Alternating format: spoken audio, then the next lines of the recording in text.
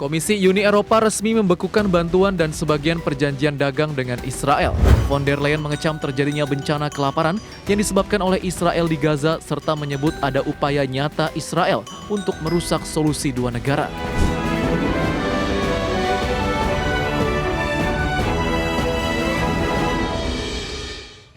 Uni Eropa membekukan bantuan dan sebagian perjanjian dagang dengan Israel sebagai respons atas agresi Israel di Gaza.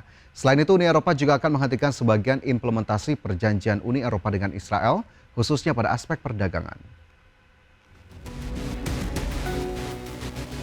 Komisi Uni Eropa resmi membekukan bantuan dan sebagian perjanjian dagang dengan Israel.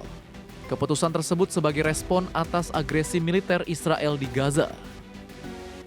Presiden Komisi Eropa Ursula von der Leyen menyampaikan hal tersebut di hadapan anggota Parlemen Eropa pada hari Rabu kemarin. Von der Leyen mengecam terjadinya bencana kelaparan yang disebabkan oleh Israel di Gaza serta menyebut ada upaya nyata Israel untuk merusak solusi dua negara. Von der Leyen menegaskan Uni Eropa akan menangguhkan seluruh pembayaran dukungan untuk Israel kecuali bantuan bagi Yad Vashem World Holocaust Remembrance Center dan proyek masyarakat sipil. Selain itu, blok Eropa juga akan menghentikan sebagian implementasi perjanjian Uni Eropa dengan Israel, khususnya pada aspek perdagangan. Namun langkah yang lebih keras oleh Komisi Uni Eropa menghadapi kendala politik internal, di mana sejumlah negara besar seperti Jerman dan Italia masih enggan mendukung penangguhan komponen dagang perjanjian tersebut yang membutuhkan dukungan mayoritas kualifikasi dari 27 anggota Uni Eropa. Berbagai sumber IDX Channel. Highlights pemirsa, kita ke informasi mancanegara. Militer Polandia menembak jatuh sejumlah drone yang diduga berasal dari Rusia pada hari Selasa lalu. Ya, drone tersebut diduga merupakan bagian dari senjata yang ditembakkan ke wilayah Ukraina, namun tersasar hingga Polandia.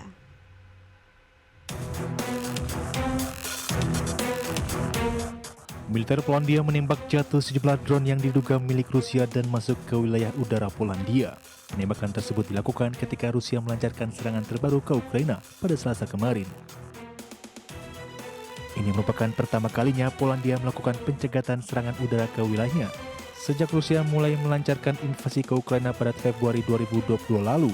Pemerintah Polandia menilai insiden ini sebagai provokasi besar terhadap Uni Eropa dan Aliansi Fakta Pertahanan Negara Atlantik Utara.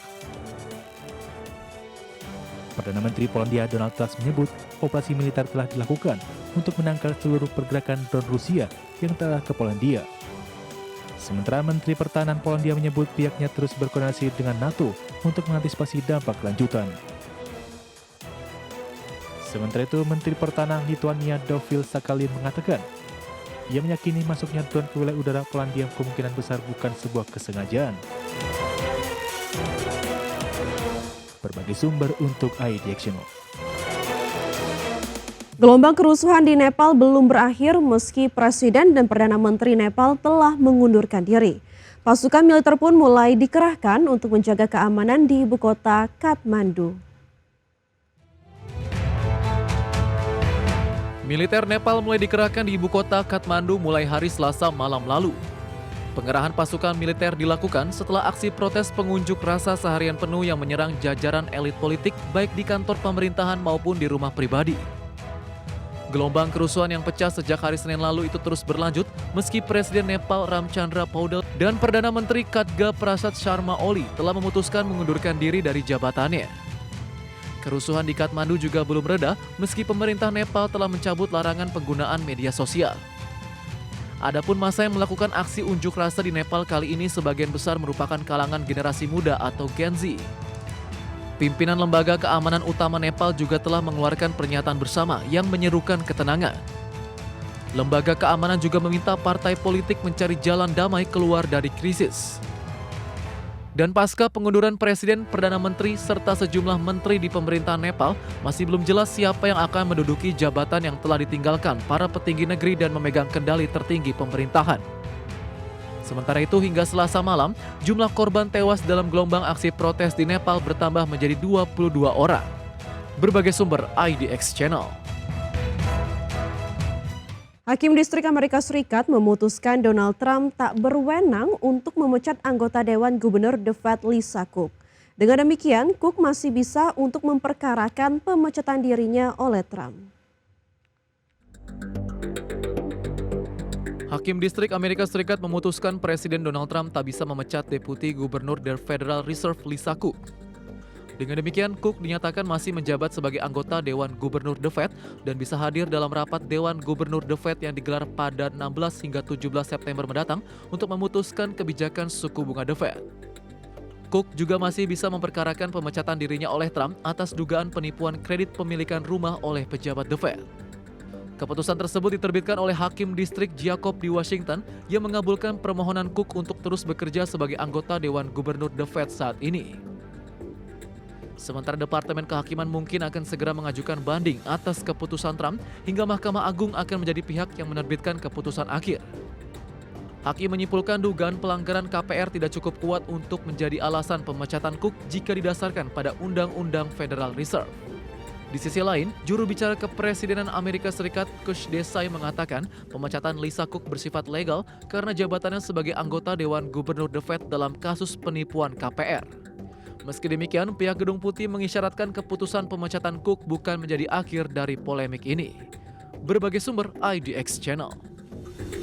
Mahkamah Agung Amerika Serikat akan memutuskan legalitas sebagian besar kebijakan tarif impor Presiden Amerika Serikat Donald Trump. Ya, ini menjadi pertama kalinya Mahkamah Agung secara langsung meninjau kebijakan Trump di periode keduanya menjadi presiden. Mahkamah Agung Amerika Serikat menyatakan akan memutuskan legalitas sebagian besar kebijakan tarif impor yang diberlakukan Presiden Donald Trump. Keputusan ini akan menjadi ujian besar bagi kebijakan ekonomi utama Trump yang berimplikasi pada perekonomian global. Dalam perintah yang dikeluarkan pada Selasa lalu, para hakim menyetujui untuk mendengarkan argumen pihak terkait pada pekan pertama November mendatang. Dan tarif resiprokal tetap berlaku meski pengadilan banding federal sebelumnya menyatakan Trump melampaui kewenangannya. Ini menjadi pertama kalinya Mahkamah Agung secara langsung meninjau kebijakan Trump di periode keduanya menjadi presiden. Sebelumnya lembaga ini memang telah mengeluarkan lebih dari 20 keputusan terkait Trump, namun bersifat sementara. Namun Trump berdalih kebijakan tarif yang diterbitkan memiliki dasar hukum International Emergency Economic Powers Act tahun 1977 yang merupakan undang-undang yang memberi presiden kewenangan luas dalam menghadapi keadaan darurat nasional termasuk di bidang ekonomi. Berbagai sumber IDX Channel.